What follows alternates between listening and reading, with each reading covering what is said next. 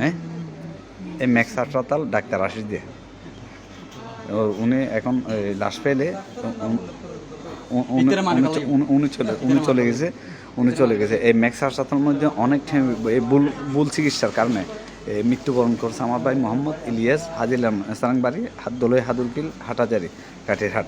এখান থেকে আপনারা যারা রুগী নিয়ে আসবেন এই ম্যাক্স হাসপাতালের মধ্যে দেখেন আপনারা একটা রুগী আছে কিন্তু ডাক্তার নেই, ওনারা পালিয়ে গেছে।